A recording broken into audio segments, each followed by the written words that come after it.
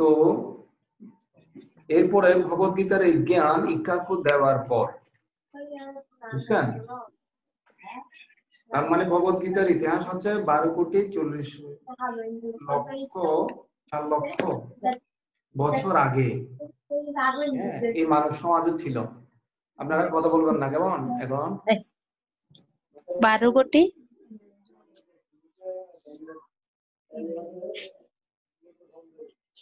আপনারা কথা বললে তো আমি শুনতে পাবো না।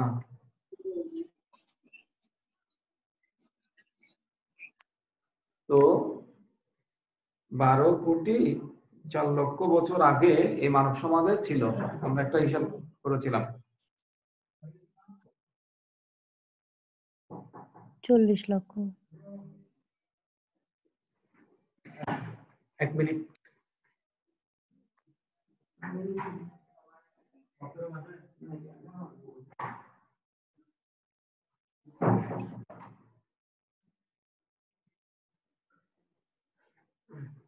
পারিস না?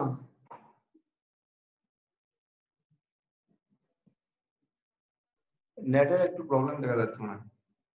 তো এইভাবে পরম্পরার মাধ্যমে এই জ্ঞান আমাদের এই মানব সমাজে চলে আসে এবং কালের প্রভাবে যেহেতু নষ্ট হয়ে যায়, আবার ভগবান অর্জুনকে নিমিত্ত করে আবার এই জগতে এই ভগবত গীতার জ্ঞান প্রদান করেন। তারপর আমি স্লাইডে আপনাদেরকে দেখাচ্ছি। আচ্ছা, আপনারা স্লাইড দেখতে পাচ্ছেন? হ্যাঁ, এখনো কিছু দেখাচ্ছে না। তো এরপরে এটা পরম্পরার মাধ্যমে বলা হচ্ছে, এটা পরম্পরার মাধ্যমে এবং পরম্পরা প্রাপ্ত এবং রাজস্ব বিদু। তো আমি 4টা পরম্পরার কথা বলেছিলাম: শ্রী সম্প্রদায়, ব্রহ্মা সম্প্রদায়, রুদ্র সম্প্রদায় এবং চতুষ্কুমার সম্প্রদায়। এবং প্রত্যেক সম্প্রদায়ের এক একজন আচার্য আছেন। যেমন শ্রী সম্প্রদায় হচ্ছে রামানু আচার্য, মধ্যাচার্য হচ্ছে ব্রহ্ম সম্প্রদায়, বিষ্ণু স্বামী শিব সম্প্রদায় বা রুদ্র সম্প্রদায়, নিম্বাকাচার্য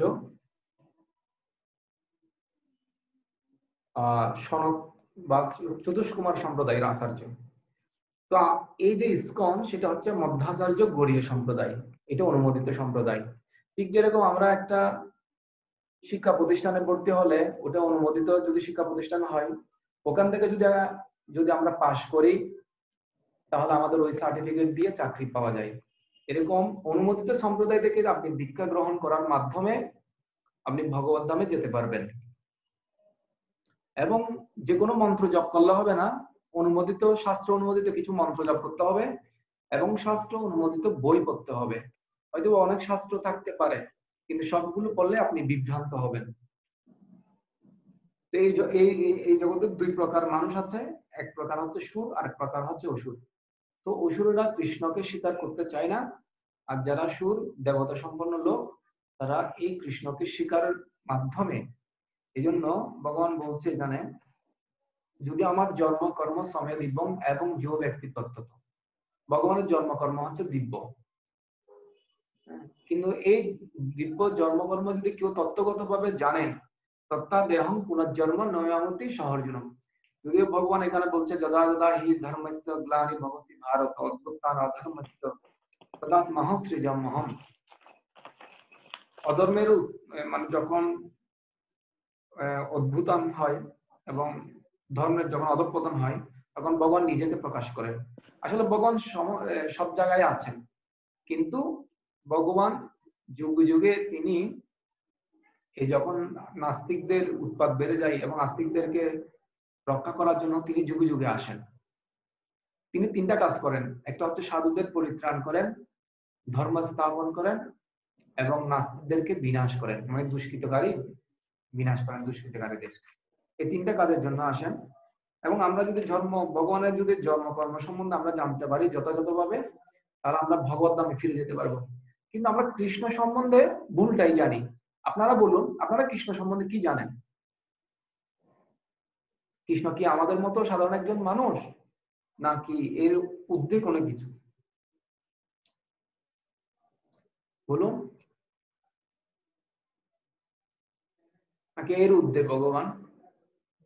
ভগবান সম্বন্ধে আপনারা জানেন ভালো মতো? হ্যাঁ, তো আমি গত ক্লাসে আলোচনা করেছিলাম যে এই জগতে বরাহ, কুর্ম, নৃসিংহ, বামন, বুদ্ধ, কলি, যত সমস্ত এবং কুলি অবতার আসবে, এখন আসে নাই, সমস্ত অবতার গুলো হচ্ছে কৃষ্ণের অংশ বা কলা আসছে।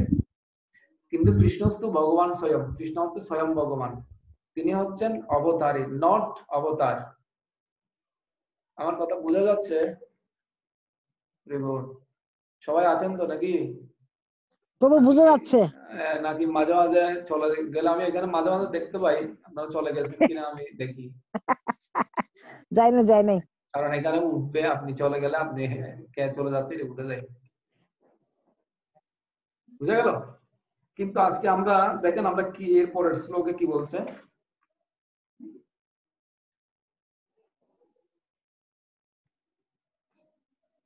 তো আমি আপনাদেরকে আরেকটা জিনিস বুঝাইছিলাম, সেটা হচ্ছে আধ্যাত্মিক সৌন্দর্য এবং জড়জাগতিক সৌন্দর্য।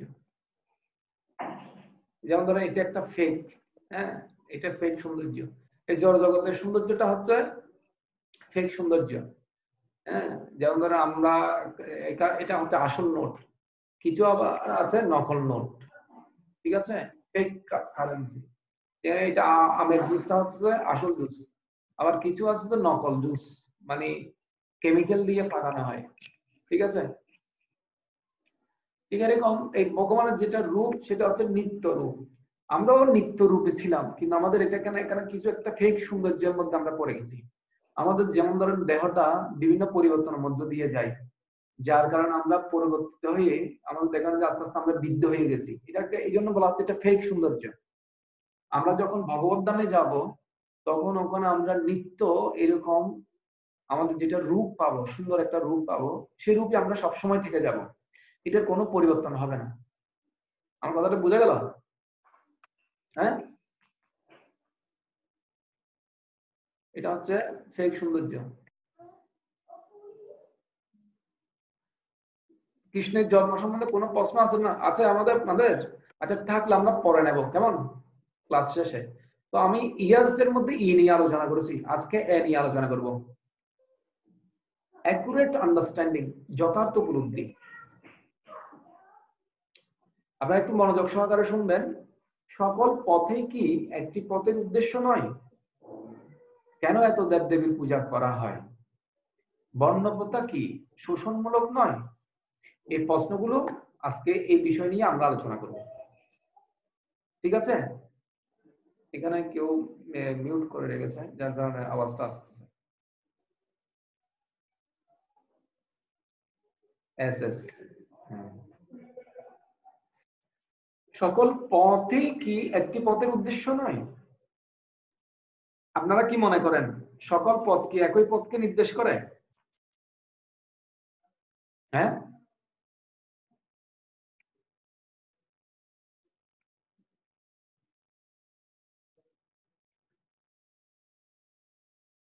সকল পথ কি একটা পথ? হরে কৃষ্ণ।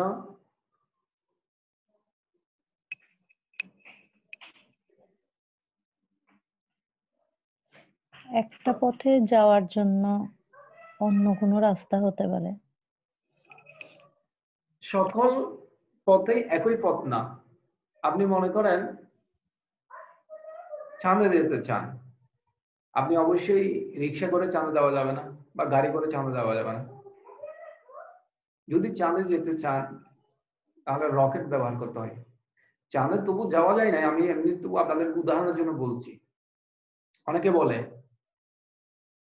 বলে যে আমি চিটাং শহরে যদি আসতে চাই তাহলে হাটাজারি রোড দিয়েও চিটাং শহরে ঢুকা যাবে, বাঁশখালী রোড দিয়েও ঢুকা যাবে, পটিয়া রোড দিয়েও ঢুকা যাবে, ঠিক আছে। তোমার মূল জায়গা হচ্ছে চিটাং শহর। কিন্তু কেউ যদি কৃষ্ণ ভক্তি না করে সে কৃষ্ণ লোকে কখনো যাবে না। যে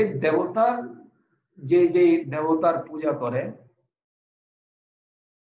সেই দেবলোকে যাবে। যে যাকে ভালোবাসে সে তার কাছে যাবে, নট অন্য কারো কাছে যাবে না। কেউ যদি ইন্দ্রকে ভালোবাসে, সেই ইন্দ্রলোকে যাবে। কেউ যদি বরুণ চন্দ্রদেবকে ভালোবাসে, তাহলে চন্দ্রলোকে যাবে। কিন্তু দেবদেবীর পূজা করে কিভাবে ভগবত ধামে যাওয়া যাবে? দেবদেবীর পূজা করলে তো দেবলোকে যাওয়া যায়, স্বর্গলোকে, নট বৈকুণ্ঠ লোকে, নট গোলক বৃন্দাবনে। কারণ আপনি যাকে ভালোবাসছেন তার একটা স্বভাব আপনার মধ্যে এসেছে, আর আপনার একটা বৈশিষ্ট্য, তার বৈশিষ্ট্যটা আপনার মধ্যে এসেছে, তার আচরণটা আপনি ফলো করে তার একটা ভাব আপনি পেয়েছেন। তো সেভাবে যদি আপনি মৃত্যুবরণ করেন, সে ভাবটাই নিয়ে তো আপনি যাবেন ওখানে। এই জগতেও তো দেখা যায় যে যাকে ভালোবাসে তাকে যদি না পায় অনেকে সুইসাইড করে নেয়। আপনি মনে করেন একটা ইন্দ্র অগ্নিদেবকে ভালোবাসতেন, অগ্নিদেবের পূজা করলেন বা মা কালীর পূজা করলেন, তো মা কালীর এখানে না গিয়ে যদি আপনাকে আরেক জায়গায় নিয়ে যায়, আপনারা এটা তো ঠিক না, এটা রিয়েল হবে না। এই জন্য ভগবানের কিছু, এখানে কিছু শ্লোকের মধ্যে শর্ত দেওয়া আছে। এই শ্লোকগুলো একটু ভালো করে খেয়াল করবেন। এই জগতে যদিও অনেক পথ, ইসলামের একটা পথ, তারপরে হচ্ছে খ্রিস্টান ধর্মের একটা পথ, সব পথগুলো একই গন্তব্যের দিকে পৌঁছায় না। হ্যাঁ, এটা কোটি কোটি জন্ম লেগে যেতে পারে এই পথে আসতে। আবার আপনি বিভিন্ন পথ অ্যাপ্লাই করতে পারেন। যখন মনে করেন রিক্সা করে আসতেছেন, বাঁশখালী থেকে যদি রিক্সা করে আসেন বা পটিয়া থেকে রিক্সা করে যদি আসেন, আপনার সময় লাগবে। তার মানে আপনি কর্মকাণ্ডে যদি অ্যাপ্লাই করেন, এই কর্মকাণ্ড করতে করতে কত জন্ম যে চলে যাবে, কতবার আপনার জন্ম হবে, আবার কোন জন্মে আপনি কর্মযোগে যুক্ত হবেন, আবার মুক্তি যোগে আসবেন, জ্ঞান যোগে আসবেন, এভাবে ক্রমান্বয়ে আসতে আপনার সময় লেগে যাবে। এই জন্য সব যোগগুলো হয়তো আপনার অনেক জন্ম লাগতে পারে, অনেক পশুজনী পার হওয়ার পর আপনি হয়তো আবার পেতে পারেন। কিন্তু আপনি যদি এক জন্মে যদি ভগবত ধামে যেতে চান, তাহলে অনলি কৃষ্ণকে ভালোবাসতে হবে। উইদাউট মানে কৃষ্ণকে ভালোবাসা ছাড়া আপনি কোনো কিছুই, আপনি অন্য মানে কৃষ্ণ লোকে যেতে পারবেন না, এটা সম্ভব নয়। তো আমি আপনাদেরকে একটা শ্লোক দেখাচ্ছি। এই শ্লোকের উদাহরণ অনেকে দিয়ে থাকে। 11 নম্বর শ্লোক, যে যতামাং প্রপদ্যন্তে তাংস্ততৈব ভজাম্যহম মম ভর্তানুবর্তন্তে মনুষ্য পার্থ সর্বস্য। ভগবান এখানে বলছে যে যেভাবে আমাকে ভালোবাসে, আমার প্রতি আত্মসমর্পণ করে, আমি তাদেরকে সেভাবেই পুরস্কৃত করি। হে পার্থ, সকলেই সর্বতভাবে আমার পথ অনুসরণ করে। যদিও সকলে কৃষ্ণকে পাবে, কিভাবে পাবে? অনন্ত কোটিবার হয়তো জন্ম হয়ে যেতে পারে, কারণ আত্মার তো মৃত্যু নেই। তো বিভিন্ন জন্মে স্বীকৃতি করতে করতে হয়তো বা কৃষ্ণকে পেতে পারে। তো যেভাবে ভালোবাসে, আপনি কতটুক ভালোবাসেন ততটুক কৃষ্ণ আপনাকে ভালোবাসবে। আপনি যদি এক হাঁটু পানিতে নামেন, কৃষ্ণ আপনার জন্য হয়তোবা কি বলে পুরোটাই নামতে পারে। কিন্তু আপনি যদি পানিতে একদম না নামেন, তাহলে কৃষ্ণ আপনাকে অতটুকু ইয়ে করবে না। বুঝতে পারলেন? তো এই জন্য কৃষ্ণ চাই পুরোটাই আমাকে ভালোবাসো, তুমি পুরো সবকিছু দিয়ে আমাকে ভালোবাসো, তাহলে আমি তোমাকে ভালোবাসবো। তুমি যতটুকু ভালোবাসবে ততটুকু। হ্যাঁ, 1 লাখ টাকার ভালোবাসা 1 লাখ টাকা, 1 লাখ টাকার প্রাপ্ত হবে, এর থেকে বেশি না। ঠিক যেরকম ভগবানকে, আমি এখানে একটা ছবি দেখতে পাচ্ছি কিনা জানি না, এই গজেন্দ্র জাস্ট কৃষ্ণকে একটা ফুল দিয়েছিল, তো ভগবান সঙ্গে সঙ্গে তাকে রক্ষা করেছিল এই কুমিরের হাত থেকে। আর অম্বরীশ মহারাজ ভগবানের ভক্ত ছিল, কিন্তু দুর্বাসা মুনি তার প্রতি ক্রোধান্বিত হয়ে তাকে একটা ওষুধ সৃষ্টি করে তাকে মারার জন্য প্রেরণ করলেন। কিন্তু যেহেতু উনি ভগবানের ভক্ত ছিলেন, এই জন্য সুদর্শন চক্র ওনাকে রক্ষা করেছিলেন। সুদামা বিপ্র, সুদামা ব্রাহ্মণ, কৃষ্ণকে ভালোবাসতেন, তবে বন্ধু রূপে। তো এই জন্য সুদামা যখন কৃষ্ণের গৃহে গিয়েছিলেন, কৃষ্ণ তাকে সেবা করেছিলেন, তার পাদদূত জল পান করেছিলেন। ভগবান ভক্তের চাকর হতে পারে। ভগবান হচ্ছে সবার প্রভু, কিন্তু কেউ যদি তাকে বেশি সেবা করে, বেশি ভালোবাসে, তার সেই চাকর হয়ে যায়। যদিও ভগবানকে এই জগতে কোটি কোটি যজ্ঞ করে আপনি চাকর বানাতে পারবেন না, কিন্তু ভক্তির মাধ্যমে আপনি ভগবানকেও চাকর বানাতে পারবেন। এই জগতে আপনার কেউ চাকর হয় না। আপনি মৃত্যুর পর আপনার সাথে কেউ যাবে না। আপনি পায়খানার কীট হয়ে জন্মগ্রহণ করেছেন, সেখানেও পরমাত্মা রূপে ভগবান কৃষ্ণ আপনার সাথে চলে যাবেন। ধ্রুব মহারাজ ভগবানকে লাভ করেছিলেন 5 বছর বয়সে। এই যে ধ্রুব মহারাজ, তো যে যেভাবে ভালোবাসছে ভগবান যে যে বিপদে পড়েছে তাকে বিপদ থেকে রক্ষা করেছে, আর সর্বোচ্চ দিয়ে ভালোবাসে তাকে ভগবান সেই সর্বোচ্চ দিয়ে ভালোবাসছে। তো এখানে 12 নম্বর শ্লোকে বলছে, দেখেন ভালো করে একটু খেয়াল করেন, এখানে ভগবান কিছু শর্ত দিয়েছে। কয়েকজন ভক্ত দেখলাম যে চলে যাচ্ছে, আমি কে কে চলে গেছে আমি বলি। আকাশ বাবু আছেন নাকি? আওয়েল, শিকা, উষা মাতাজি, শিবুদর, বসে এসএস হির বউ, তো চলে গেছে কে?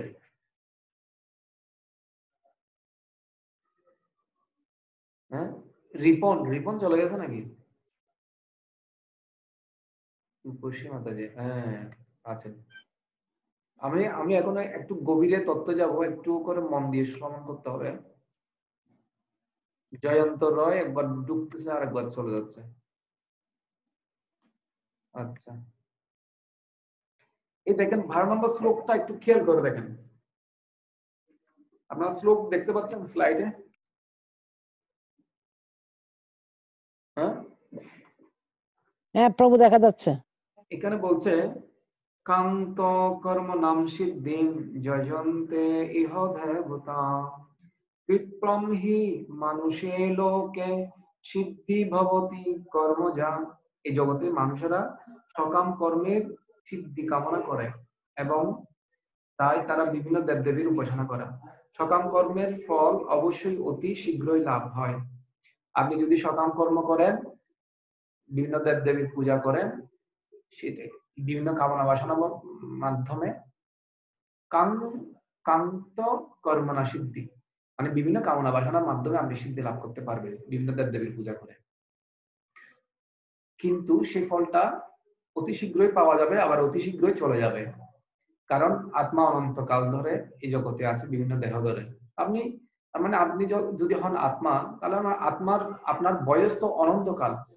আপনি যদি দেহের উপর নির্ভর করে এই দেহটাকে সুখ প্রদান করব, দেহটাকে সুখী করব, তাহলে ইমিডিয়েট আমি কিছু চাই, তাহলে যে কোনো একটা দেবতার পূজা করলেই হয়ে যায়। কিন্তু কলিযুগে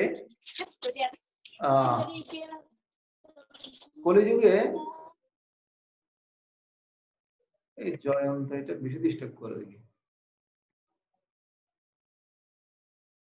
আনমিউট করে দাও।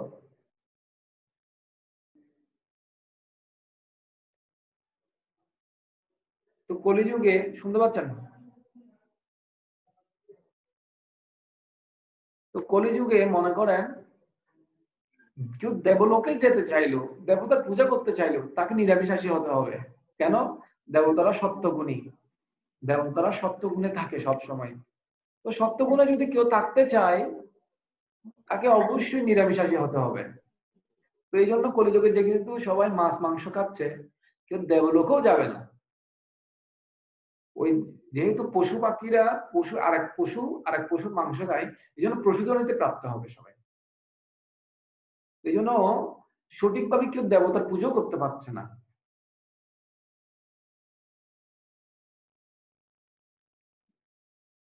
যেমন ধরেন এখানে একটা উদাহরণ দেওয়া হয়েছে।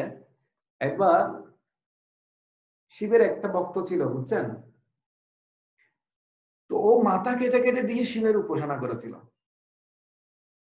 মাথা কেটে কেটে যজ্ঞতা আহুতি দিত, এবং যখন লাস্টের মাথাটা দিচ্ছে তখন ধরে ফেলছে। প্রথমে শরীরের বিভিন্ন অঙ্গ প্রত্যঙ্গ গুলো কেটে কেটে দিয়েছে, এরপর লাস্টে যখন মাথাটা কেটে ফেলতেছে তখন শিবজি ওকে বলছেন ঠিক আছে আমি সন্তুষ্ট, তুমি আর মাথা কাটিও না। তখন শিবজিকে বলল আপনি আমার তপস্যায় যদি সন্তুষ্ট হয়ে থাকেন তাহলে আমাকে বর প্রদান করুন। শিব বলল যে তুমি কি চাও? তখন ও বলল যে আমি আহ মানে আমার মৃত্যু হবে না, আমি মৃত্যুকে জয় করতে চাই, আমার মৃত্যু হবে না এরকম একটা বর দেন। তো শিব বলল যে না আমি তো ওইরকম বর দিতে পারি না, এই জগতে যার জন্ম হয়েছে তার মৃত্যু অবশ্যই হবে, তাহলে আমাকে এরকম একটা বর দেন আমি যার মাথায় হাত রাখবো সে বৎস হয়ে যাবে। তখন শিব বলল তো তথাস্তু। তথাস্তু বলার পর হরে কৃষ্ণ, আপনাদের ভিডিও গুলো অন করেন না একটু, আমাদের দেখাই যাচ্ছে না।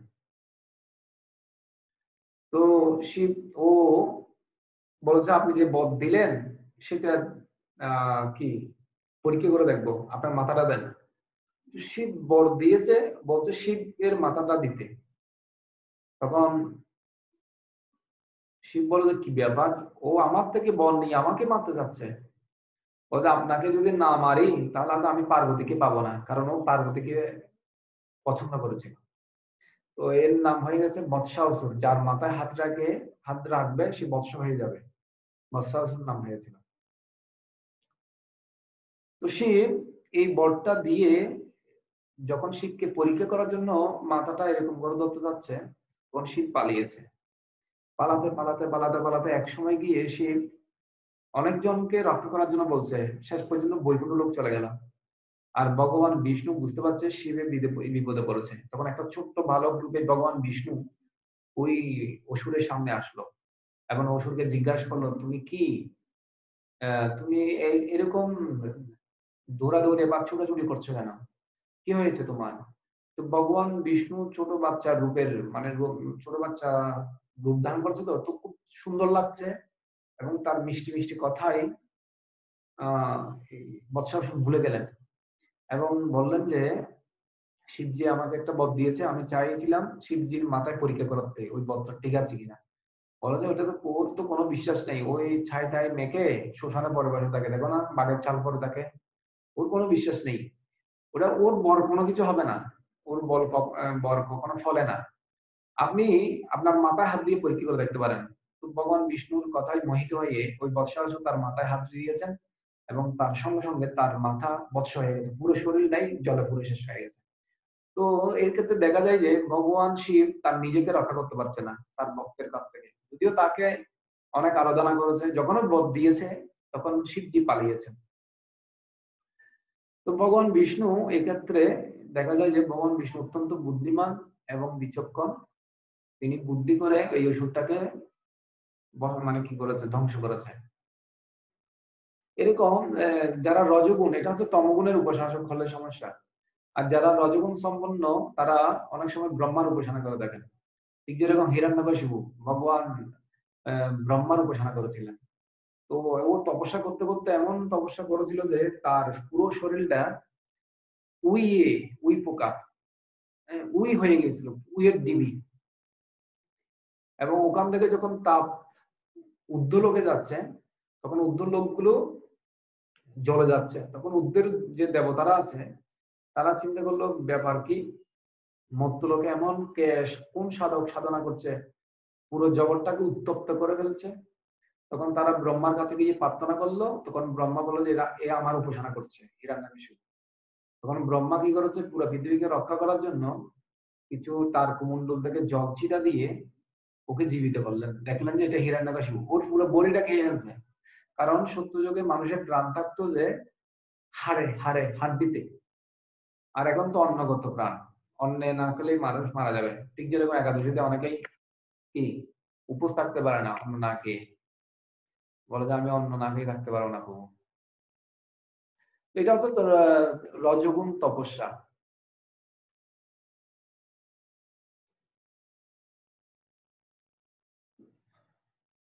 কিন্তু যারা ভগবানের ভক্ত, যেমন ধরো হনুমান এবং আরো বিভিন্ন দেবতারাও ভগবানের ভক্ত, যেমন ধরো কৃষ্ণের সব ভক্ত, যেমন কৃষ্ণের এখানে ভগবত গীতায় বর্ণনা করবে গণেশ তার শক্তিতে কিভাবে উনি সিদ্ধিদাতা হয়েছেন, শিবজি, ব্রহ্মা, শিব, তারপর হচ্ছে যে সূর্য, কার্তিক, সরস্বতী, সবাই হচ্ছে ভগবানের ভক্ত। পুরো ভগবানের বিভিন্ন শক্তির মাধ্যমে তারা এই জগতে পরিচালনা করেন। ভগবান এখানে বলছে চাতুর্বর্ণ মায়াশিষ্টম গুণকর্ম বিভাগশ তস্য কর্ম ভীমম ভিত্তিং কর্তব্যম। ভগবান এই শ্লোকে বলছে প্রকৃতির 3টি গুণ ও কর্ম অনুসারে আমি মানব সমাজের 4টি বর্ণ বিভাগ সৃষ্টি করেছি। আমি এই প্রথার স্রষ্টা হলেও আমাকে অকর্তা অব্যয় বলে জানবে। যদিও চাতুর্বর্ণ এবং গুণ এবং কর্ম অনুসারে 4টা বর্ণ সৃষ্টি করেছে, কিন্তু ভগবান এই বর্ণ বা গুণের মধ্যে অন্তর্ভুক্ত নয়, উনি অব্যয় এবং অকর্তা বলা হচ্ছে, উনি এগুলোর মধ্যে নেই। কিন্তু এই গুণ এবং কর্মের মধ্যে আমরা প্রভাবিত হয়ে যাই, আমরা গুণের দ্বারা প্রভাবিত হয়ে যাই। 4টা বর্ণ কি কি কেউ জানেন? 4টা বর্ণ কি কি? ব্রাহ্মণ, ক্ষত্রিয়, বৈশ্য, শূদ্র। হ্যাঁ, ব্রাহ্মণ, এটা গুণ অনুসারে। মনে করেন কেউ যদি কি বলে ব্রহ্ম ধর্ম পালন করতে চায়, কেউ যদি মনে করেন আরেকজনকে জ্ঞান প্রদান করেন, শাস্ত্র প্রদান করেন এবং বিষ্ণুর উপাসনা করেন, জ্ঞানম বিজ্ঞানম আস্তিকম ব্রাহ্ম কর্ম স্বভাবজ। ভগবদ্গীতার একটা শ্লোক আছে, ব্রাহ্মণের 9টি কোয়ালিটি আছে, সম, দম, দম, শৌচ, এরকম। তো ওনার মধ্যে এই 9টি কোয়ালিটি হলে উনি ব্রাহ্মণ হিসেবে স্বীকৃতি পাবেন। কিন্তু কেউ পৈতে ধারণ করলেই বা চক্রবর্তী লিখলে, চ্যাটার্জি লিখলে ব্রাহ্মণ হওয়া যাবে না। ব্রাহ্মণের কোয়ালিটি অর্জন করতে হয়। কেউ যদি জ্ঞান প্রদান করে সে ব্রাহ্মণ। কেউ যদি কারো চাকর, কারো সবসময় সেবা করে, তাহলে সে শূদ্র। মনে করেন এই জগতের সবাই চাকরিজীবীর লোক, এই জন্য সবাই এই জগতের শূদ্র। কোন শূদ্র সম্ভব, কলিযুগে সবাই শূদ্র, কেউ ব্রাহ্মণ নেই, ক্ষত্রিয় নেই। কেউ যদি মনে করেন ব্যবসা করেন, তাহলে সে হচ্ছে যে বৈশ্য। ব্যবসা বাণিজ্য এগুলো হচ্ছে বৈশ্য স্বভাব ও কর্মজ, বৈশ্য স্বভাব। আবার কেউ মনে করেন দেশ পরিচালনা করেন বা ক্ষত্রিয়, ব্রাহ্মণ এবং গাভীদেরকে রক্ষা করেন, তিনি হচ্ছেন ক্ষত্রিয়। তো গুণ এবং কর্ম অনুসারে 4টা বর্ণ সৃষ্টি করা হয়, কিন্তু নট কি অনুসারে আমি উকিলের ছেলে উকিল হবো এরকম নয়। আমি ওকালতি যদি পাশ করি তাহলে আমি উকিল হতে পারবো। এই প্রশ্নের কোন দ্বিমত আছে কারো? হ্যাঁ, আচ্ছা ঠিক আছে, তাহলে প্রশ্নটা আমরা পরে নিচ্ছি, কেমন? আপনারা মনে রাখবেন। তার মানে ভগবান বলছে আমি গুণ এবং কর্ম অনুসারে 4টা বর্ণ সৃষ্টি করেছি। এটা আগে সৃষ্টি করেছে, এমন নয় যে কেউ সৃষ্টি করছে, এরকম নয়। হ্যাঁ, তার মানে আমাদের পূর্বতন আচার্যদের অনুসরণ করে আমাদেরকে ভগবানের সেবায় যুক্ত হতে হবে, কারণ জ্ঞানের মাধ্যমে কর্মকে জানবো আমরা। ঠিক আছে? এই জন্য পূর্বতন আচার্য, ঠিক যেরকম কৃষ্ণ কি করেছেন? অর্জুন কৃষ্ণের শরণাপন্ন হয়ে উনি এই যুদ্ধ করেছিলেন। যখন ভগবদ্গীতার জ্ঞান সম্পন্ন হয়েছে তখন বলছে তুমি যেটা বলো সেটাই আমি করবো এখন। এরপর আমরা আর নিয়ে, ই মানে হচ্ছে ইটারনাল এডুকেশন, চিন্ময় জ্ঞান, আর এ মানে কি বলছিলাম, অ্যাকুরেট আন্ডারস্ট্যান্ডিং, যথার্থ উপলব্ধি। ঠিক আছে? এখন আর নিয়ে আলোচনা করব, রিমুভিং রিঅ্যাকশন, প্রতিক্রিয়া শূন্যতা। আমরা কিছু আমি এখানে দেখাচ্ছি, দেখেন, কর্মণোপি বদ্ধব্যম বদ্ধব্যম চ বিকর্মণো অকর্মণস্য বদ্ধব্যম গহনা কর্মণো গতি। এই শ্লোকটা অত্যন্ত ইম্পর্টেন্ট।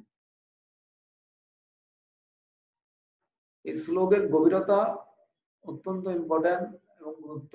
আপনারা মনোযোগ সহকারে শ্রবণ করুন। আমি একটু প্রশ্ন জিজ্ঞাসা করবো এই শ্লোকের উপর। আমি আগে আপনাদেরকে একটু করে বুঝাই দিই, তারপর আমি ওই প্রশ্নটার জিজ্ঞেস করব। ভগবান কি বলছে দেখেন, খবর টবর নাই আমার আর কেন আছেন বসতে বসতে বসতে চেয়ার দিই বইয়েন হরে কৃষ্ণ। ঠান্ডা লাগে তো হ্যাঁ উষা মাতাজি, বলে আপনার মিউট অন আছে তো, এই জন্য শোনা যাচ্ছে আপনি কারোর সাথে কথা বলতেছেন। এটা আপনারা এই মনোযোগ সহকারে এই শ্লোকটা একটু মন দিবেন। আমি সবাইকে প্রশ্ন করব এই শ্লোকের উপর। তো এই শ্লোকের উপর প্রশ্ন করবো, তো এই জন্য আপনারা শুনবেন, কারণ এটা খুবই ইম্পর্টেন্ট শ্লোক। এটা যদি আপনারা কেউ বুঝতে পারেন এই শ্লোকটা, তাহলে আপনারা ভগবদ গীতার অনেকটাই বুঝে যাবেন। কর্মণায়পি বদ্ধব্যম বদ্ধব্যম চ বিকর্মণো অকর্মণাচ্চ বদ্ধব্যম গহনা কর্মণো গতি। দেখেন, কর্মের নিগূঢ় তত্ত্ব হৃদয়ঙ্গম করা অত্যন্ত কঠিন, তাই কর্ম, বিকর্ম ও অকর্ম সম্বন্ধে যথাযথভাবে জানা কর্তব্য।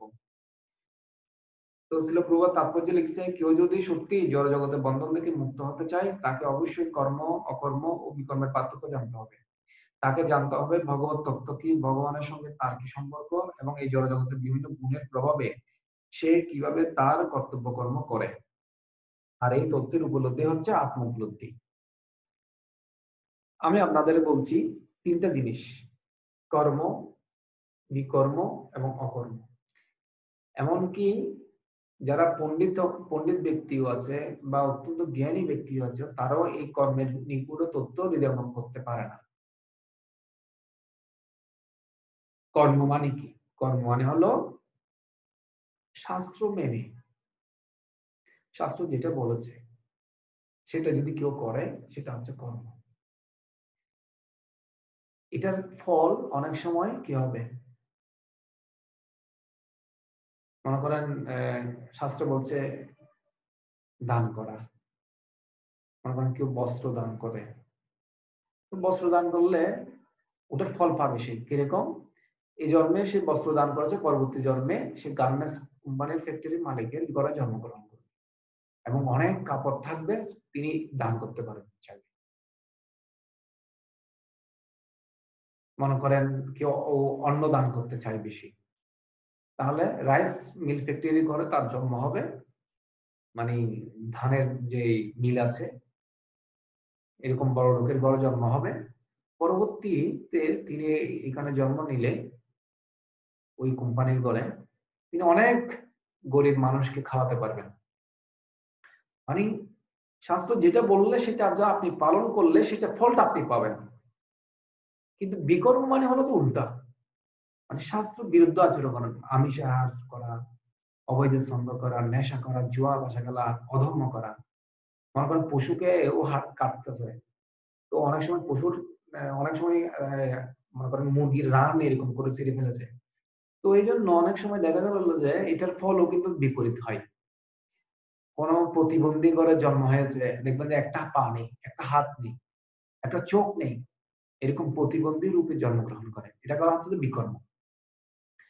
অনেকে ফুটপাতে জন্মগ্রহণ করে, গরিবের ঘরে জন্মগ্রহণ করে। আর এই বিকর্মের ফলে এটাকে বলা হয় বিকর্ম, মানে হচ্ছে পাপ কর্ম। আর এটা নরক গতি হবে, এবং পরবর্তী জন্ম হলেও, মনুষ্য জন্ম পেলেও ওর খারাপ অবস্থা বেশি। এই জগতে কর্মচক্র থেকে কেউ বের হতে পারতেছে না। তার মানে কর্ম মানে হচ্ছে ধর্ম মেনে, ধর্মশাস্ত্র মেনে কর্ম করাটা হচ্ছে কর্ম। আর বিকর্ম মানে হচ্ছে যে ধর্ম মানবে না, হ্যাঁ, গাঁজা খাবে, মাছ খাবে, মাংস খাবে, এরকম বিকর্ম করবে। তাহলে এটার ফল বিপরীত। কিন্তু অকর্মটা কি? অকর্মটা হলো অকর্ম, অধার্মিক। ধার্মিক অধার্মিক মানে বিপরীত। তার মানে কর্ম অকর্ম। অ মানে হচ্ছে নেগেটিভ বুঝাই অনেক সময়। অ উপসর্গ লাগিয়ে দিলে কি হবে? কর্মের আগে অ লাগাই দিলে অকর্ম হয়ে যাবে। তার মানে হচ্ছে কর্মের ফল উৎপন্ন হবে না। এটা হলো তো নিষ্কাম কর্ম, এটা হলো তো ভগবত ধর্ম। এই অকর্ম মানে হচ্ছে যে কৃষ্ণ ভক্তি, কৃষ্ণ যেটা বলেছে সেটা করা। যেমন ধরেন কৃষ্ণ অর্জুনকে বলছে মামুসরে যুদ্ধস্ব, আমাকে স্মরণ করে যুদ্ধ করো। যদিও অর্জুন মানুষ মেরেছিল, কিন্তু মানুষ মারতে মারতেও সেই মুক্তি লাভ করেছে। কেন? এটা কৃষ্ণের অর্ডার ছিল। তো কলিযুগে কৃষ্ণ কি বলেছে? কলিযুগে হচ্ছে চৈতন্য মহাপ্রভু স্বয়ং ভগবান, উনি বলছে যারে দেখো তারে কহ কৃষ্ণ উপদেশ, আমার আজ্ঞায় গুরু হইয়া তারই দেশ। আপনি যাকে দেখবেন তাকে কৃষ্ণ কথা বলবেন, কৃষ্ণ উপদেশ দিবেন, হ্যাঁ, কৃষ্ণ শিক্ষা দিবেন। বলো কৃষ্ণ, ভজ কৃষ্ণ, করো কৃষ্ণ শিক্ষা। তিনটে জিনিস, কৃষ্ণ কথা বলতে হবে, কৃষ্ণকে ভজনা করতে হবে এবং কৃষ্ণ বিষয়ে শিক্ষা লাভ করতে হবে। এটা হচ্ছে কলিযুগের ধর্ম। দাপর যুগে কৃষ্ণ অর্জুনকে সবাইকে হত্যা করতে বলেছিল, তবে কৃষ্ণকে স্মরণ করে। ঠিক এখানে এটা ভগবত ভক্তিটা কিরকম, আপনি যদি কৃষ্ণের চিন্তা করে রান্না করেন, বাজার করেন, চাকরি করেন, তাহলে এটাকে বলা হয় ভগবত ভক্তি। আর যদি কৃষ্ণ চিন্তা ব্যতীত আপনি যাই করবেন সেটা হচ্ছে সকাম কর্ম, নিষ্কাম কর্ম নয়। ঠিক যেরকম ক্যাসেট প্লেয়ার, একটা এদিকে ঘুরে আর একটা ওইদিকে ঘুরে। অর্জুন যুদ্ধ করেছে কৃষ্ণের অর্ডারে, ওর ক্যাসেট প্লেয়ারটা এভাবে ঘুরেছে, ও কর্মফলের বন্ধন থেকে মুক্ত হয়ে গেছে। কিন্তু দুর্যোধন যুদ্ধ করেছে তার নিজের জন্য, হস্তিনাপুর দখল করতে চায়, সে ভোগ করতে চায় জগৎকে। এই জন্য দুর্যোধন কর্মফলের বন্ধনে আবদ্ধ হয়ে গেছে। ঠিক যেরকম কাসানজি মানে হচ্ছে যে ব্যাংকার হাজার হাজার লক্ষ লক্ষ টাকা নিজ হাতে গণে এরকম করে করে, কিন্তু সে মনে করে না যে এটা আমার টাকা। সে মনে করে কি এই টাকাটা হচ্ছে ব্যাংকের এবং মাস শেষে তাকে মাইনে দেওয়া হবে। প্রাণবল্লভ প্রভু প্রবেশ করছেন নাকি? হরি বল। আচ্ছা আচ্ছা, হরি বল। বুঝতে পারছেন? তাহলে ব্যাংকার মনে করো যে এটা ব্যাংকের টাকা, সে যদি নিজের টাকা মনে করে যদি এরকম পকেটে নিয়ে রাখে তাহলে তাকে জেলে যেতে হবে। ঠিক এরকম সেনাবাহিনী মনে করেন পূজার ছুটিতে বেড়াতে আসছে, এখন চাকরিতে নেই, তো সে যদি কাউকে হত্যা করে তাকে জেলে যেতে হবে। কিন্তু সেই একই সেনাবাহিনীর লোক চাকরি অবস্থায় কাউকে যদি গুলি করে মেরে ফেলে তাকে জেলে যেতে হয় না। ঠিক এরকম যারা ভগবানের ভক্ত তারা হচ্ছে সেনাবাহিনীর মতো, কারণ তারা ভগবানের চাকরি করে, এই জন্য তাদের কোনো জীব হত্যা হয় না, তারা সকাম কর্ম করে না, তারা নিষ্কাম কর্ম করে। হ্যাঁ, তারা যদিও এই গাছপালা এগুলো হচ্ছে যে শাক সবজি এগুলোর মধ্যে প্রাণ আছে, এগুলো হত্যা করলে পাপ হবে না। কেন?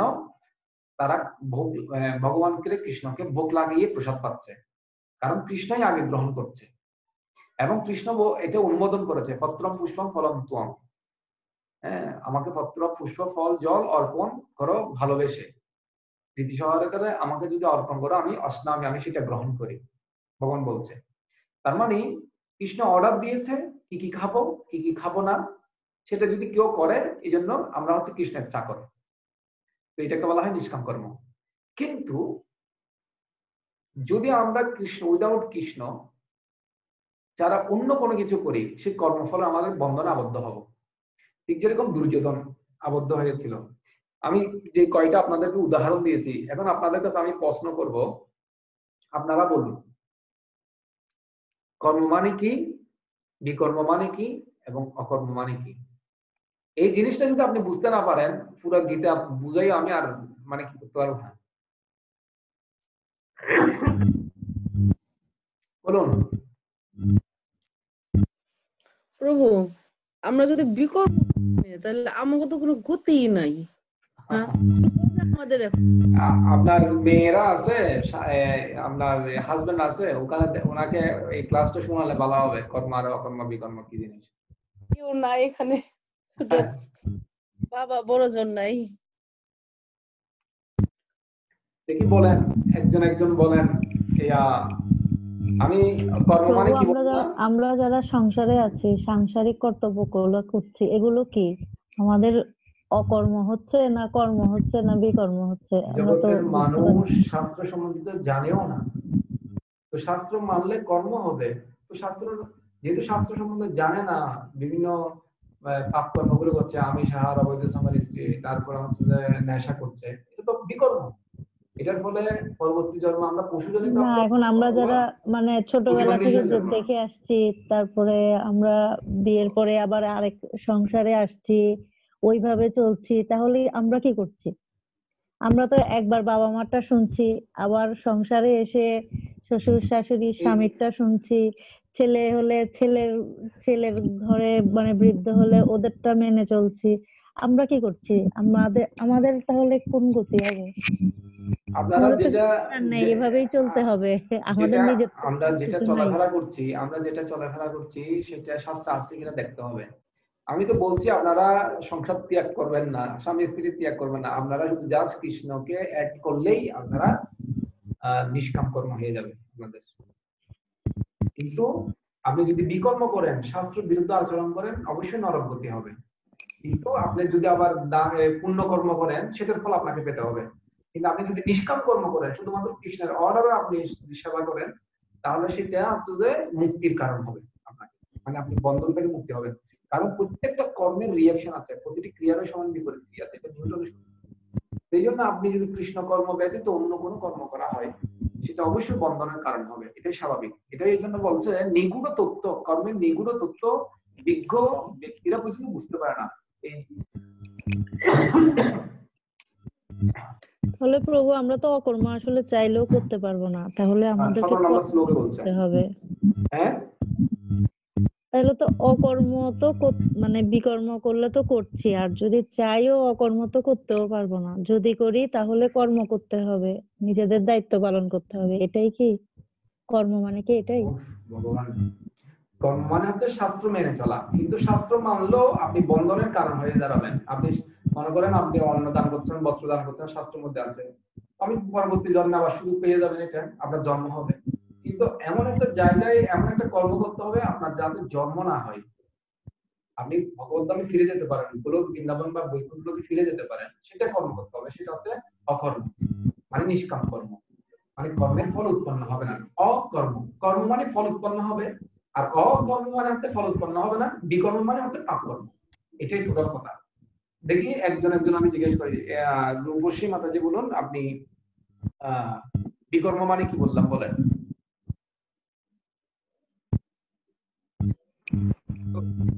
বিকর্ম মানে হচ্ছে যে মানে শাস্ত্রের নিয়ম না মেনে যে কর্ম আমি করা হয় আমি সেটা। রিমনকে জিজ্ঞেস করি নাই, আমি রূপসী মাতাজিকে জিজ্ঞেস, তোমার বোনকে জিজ্ঞেস করছি।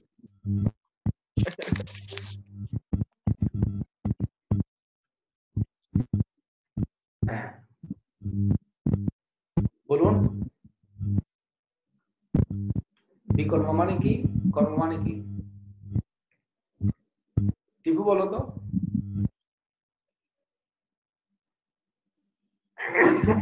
টিপু শুনতে পাচ্ছ? তুমি বলো তো, বিকর্ম মানে কি? বলো। কথা বলা যাবে না, কথা বলা যাবে না। আচ্ছা, ঠিক আছে। হাওয়েল নয়, আপনি বলুন তো, রূপনামা দাজে বলেন, বিকর্ম মানে কি বললাম?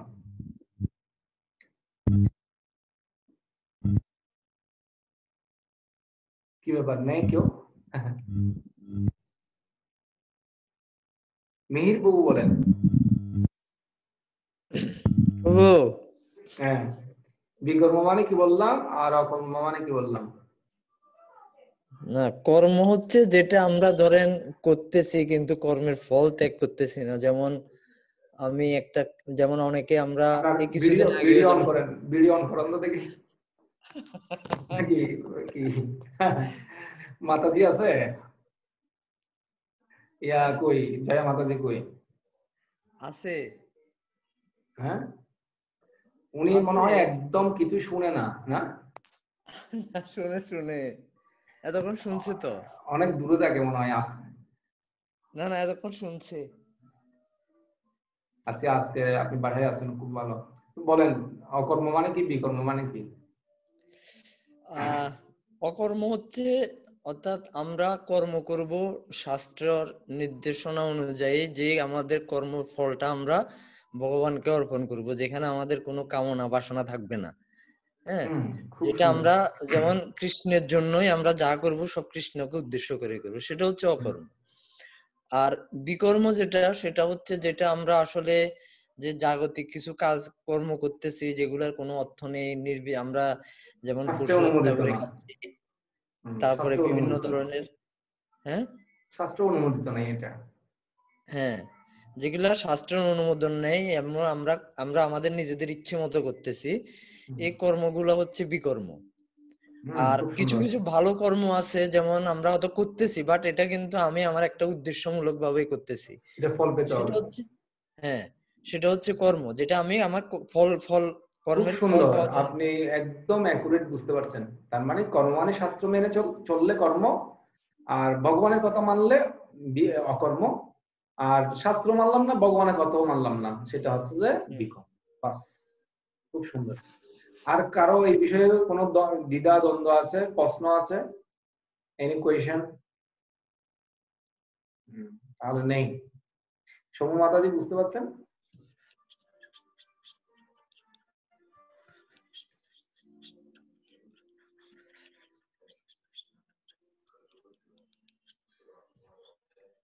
আমি এখানে কিছু উদাহরণ দিয়েছি যে এগুলো এখানে আছে।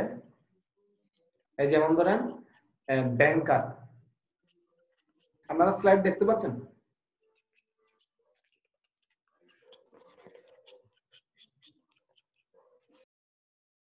স্লাইড দেখতে পাচ্ছেন? আকাশ, স্লাইড দেখতে পাচ্ছ? প্রভু দেখা যাচ্ছে। হ্যাঁ প্রভু দেখতেছি। আচ্ছা, তার মানে বুঝতে পারছেন তো এখন অকর্ম কর্ম মানে কি? এই যে ব্যাংকার, ও টাকা গুনছে, ও নিজের টাকা না, এটা ব্যাংকের। হ্যাঁ, ও মাস শেষে বেতন পাবে। এই অকর্মটা হচ্ছে এরকম। অকর্মটা মানে কি? আমরা হচ্ছে ভগবানের সেবা করছি, জাস্ট আমরা ডিউটি করব, কিন্তু কোনো কর্মের ফল আমরা আশা করব না। সেনাবাহিনীর এরকম ভগবত গীতা কৃষ্ণ অর্জুনকেও জ্ঞান দিয়েছেন। আমি ট্যাব রেকর্ডার একটা উদাহরণ দিয়েছি।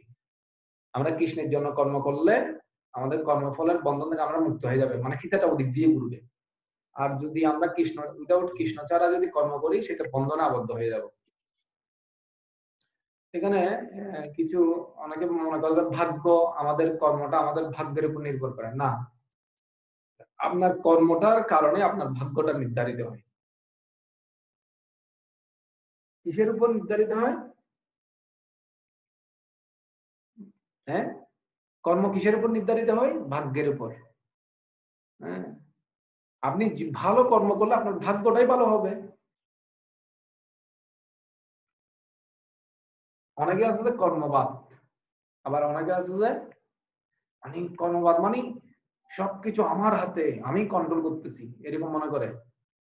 আমি কর্ম করে সাকসেস হব, আমি এরকম করতে পারবো। কিন্তু না, একটা দৈববাদ আছে। আবার দৈববাদ মানে কি জানেন? সব সময় ভগবানের উপর নির্ভরশীল, মানে ভগবান যা করে তাই, কিন্তু উনি কোন প্রচেষ্টা করবে না। ঠিক যেরকম মনে করেন আপনি ল্যাপটপটা একটা ল্যাপটপ চালাচ্ছেন, তো ল্যাপটপটা বলবেন যে না ভগবান এসেই চালিয়ে দেবে ল্যাপটপটা, কিন্তু আপনি যদি ল্যাপটপটা ওপেন না করেন, অপারেটিং না করেন, তাহলে ল্যাপটপটা চলবে?